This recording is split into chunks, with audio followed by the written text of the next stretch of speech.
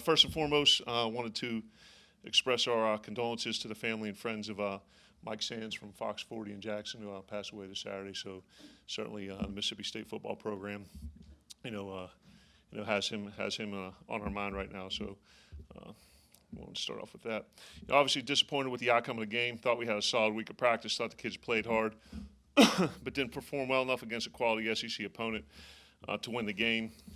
To me, it goes back to the performance indicators that we talk about all the time. From an explosive play standpoint, it was a push.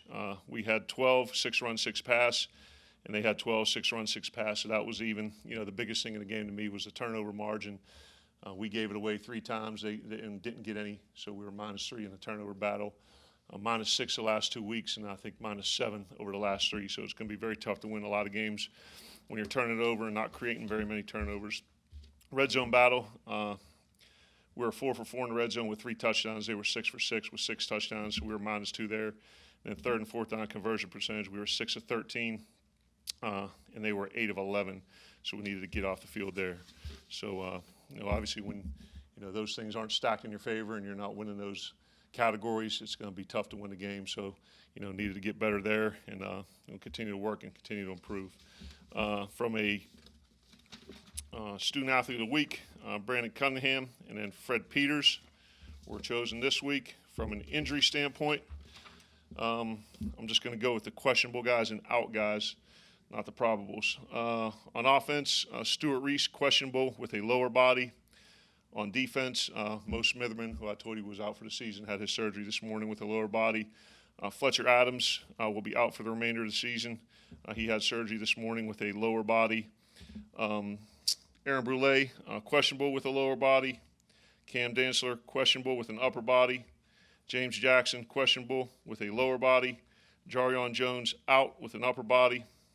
C.J. Morgan, questionable with an upper body. And then Nathan Pickering, questionable with an upper body as well. Moving on to Arkansas, obviously led by Chad Morris, innovative offensive mind, 2nd year leading the Arkansas program, former AFCA National Assistant Coach of the Year, and National Coordinator of the Year. The offense is led by Joe Craddock. He's a quarterback's coach, spread offense with a lot of tempo. I think they played 3 quarterbacks throughout the season, Starkle, Hicks, and then Jones came in at the end of the Alabama game, went 6 for 7, led them to a touchdown drive. The running back, Rakeem Boyd, is the best guy in terms of the run game, and then the tight end, O'Grady, has done a really, really nice job for them in the run game and the pass game. He's a good threat there. John Chavis, the veteran defensive coordinator, based with 4 down, they get into some 3 and 4 down looks as well, play a mixture of 2 high zone and man-to-man coverage. The defensive line, number 53, he's a guy that really excels. Number 1, Dejon Harris. He's a 3-time All-SEC linebacker, and on the back end, number 2, Cameron Curl. Barry Lundy's a special teams coordinator, and they kind of mix it up and keep it simple, but try to get their playmakers in space. And then going back to the offense, they have 2 true freshman receivers, Traylon Burks and Traylon Burks. And I know the number, not the name. They're the 2 highest, 2 of the highest rated true freshman receiver combinations in the country. So had a good day on Sunday. Kids worked really hard. Excited to put the game plan together today, and we're going to need to keep it sharp, keep it tight. Have a great week of practice and take the field and move forward to get SEC win number 2 and overall win number 4. Any questions? Questions will be on Mike T. We'll start with Steve. Coach, looking at the depth at cornerback with Jarion's condition there, how do you plan to manage that? Just gonna have to work. This is part of the season where, it's the tail end of it. You're going into game 9, and then everyone in the country's dealing with injuries, and we've been beset by quite a few. But we have a next man in mentality. The person who goes in is going to do as good or better of a job. And Corey Charles, some of those other young guys, they're going to have to come in and play a role. Garrett, that was basically my question.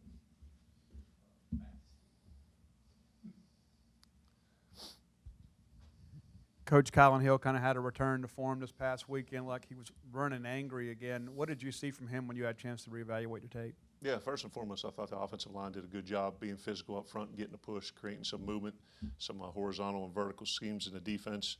And I thought Colin, sometimes, talented runners like him, they want to create something maybe and be a little bit more patient instead of just what he did. He's got downhill, got behind his pads, ran with a lot more physicality, and honestly had a very good week of practice. Was very positive, worked very hard, and what doesn't show up on the stat sheet is his pass protection was a lot better as well. So it was a good bounce back game for Colin. Joe, the offense the last 4 weeks has only had 6 points in the first quarter. Have you ever had a stretch like that where the offense has been so slow out of the gate, and what do you do to kind of correct that? Yeah, I'd have to look back. One of the things we charted is first drive score. I think we hit that maybe 3 times early on and haven't had it since. And kind of put a early game script together of plays where you're trying some different things and different formations to kind of see what they're in. But I can't say that I recall that happening, but it's making sure we're making the right calls when we do. Making sure the kids are executing.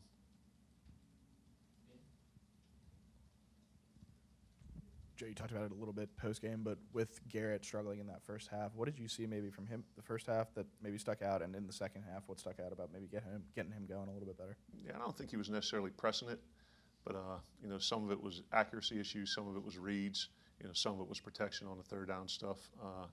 And I think we got in and kind of made some adjustments and just some things that were right in his face, some things that were more progression oriented and maybe full field oriented.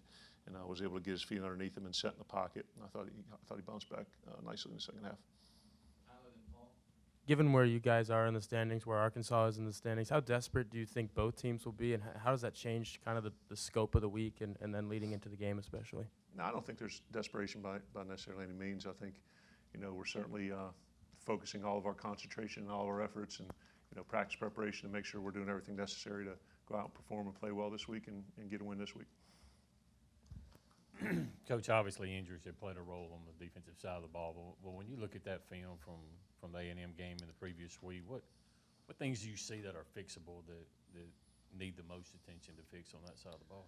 Yeah, I think outside the explosive plays, we really didn't get off the field on kind of the third and medium downs, 3 to 6 or 3 to 7, and brought some pressures and had some guys, free to the quarterback, and they were either a step slow and didn't get in his face or knock the ball down or knock the quarterback down. And, they had some very talented receivers that were able to create some separation, either, inside when we were outside leverage or outside when we were inside leverage, and then just some of the tackling at the end of it. So I'd say those are the things that, from the game require the most attention.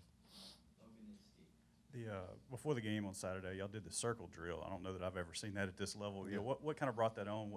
Whose decision was that? And what made you decide to do that? Yeah, I've seen that through 21 years. Seen some other people do it. I remember Al Golden used to do it at Temple, Miami, and some other people. But just talking with the captains and leadership council, I told you we meet every Sunday night, and just some other things to talk about, playing with energy, playing with emotion, getting the guys fired up.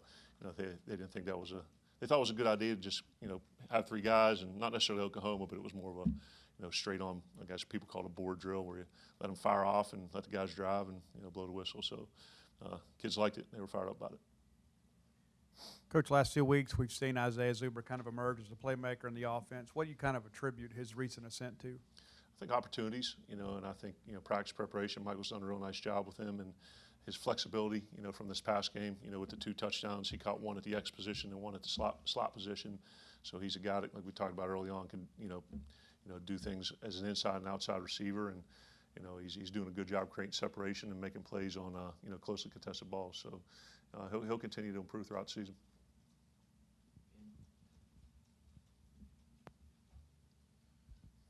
Joe, I know talking to Jacarius after the game, it said that guys are just kind of tired of losing at this point, but with sort of the way the schedule breaks down, I know you're still looking just 1 week ahead, but with the way it shakes out, with some games ahead of you that seem winnable, at least on paper, I mean, does that give guys some confidence even when you go through a losing streak, at least just knowing there's opportunities ahead? Yeah, I think that's, all of us players, coaches, everyone in the program, when you make the decision, come to the SEC and the SEC West, you understand it's going to be, small margin of error and the best brand of college football in the country. So, we have a tough schedule. I think I saw one place where it was rated, 3rd toughest in the country. And you have some teams that we played early on playing well, but we can't look past anything than what we're going to do at practice tomorrow, and then on Wednesday, then on Thursday, and on Friday, and playing with great effort and executing well. So I don't think you say maybe there's a cumulative effect that it wears on the kids because they're young, psychologically a little bit, but they, this day and age with technology and phones and things like that, they have short memories. So we put it to bed on Sunday and we moved on to Arkansas.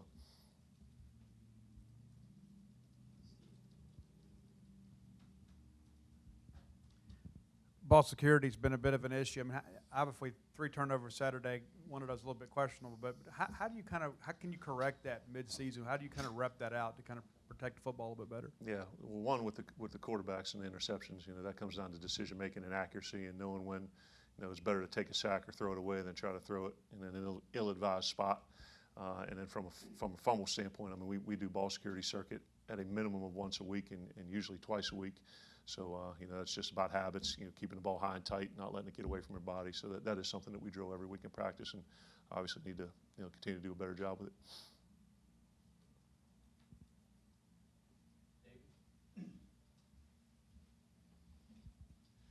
Some of the short kickoffs on Saturdays, were those called or just mishits by the kicker, or what's the strategy on the either kicking long or kicking short? They were all deep left. 2 of them were mishit. 2 of them, I think, were into a bit of a wind. That's why in the second half we decided to not squib kick it, but kind of drive it on the ground to keep it underneath the wind. But yeah, no, we certainly weren't trying to pop those things up high and have them catch it on the 15. Those 2 of them were mishits.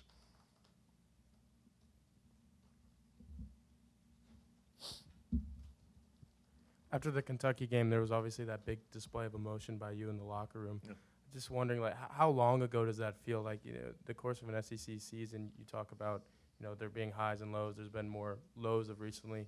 Just how long ago does that feel, and how, I don't want to say desperate again, but, how, are you guys looking for a moment like that to kind of rewrite some of the wrongs of the past? Yeah, I think, regardless of the team, regardless of the situation, there's going to be highs and lows in any college football season.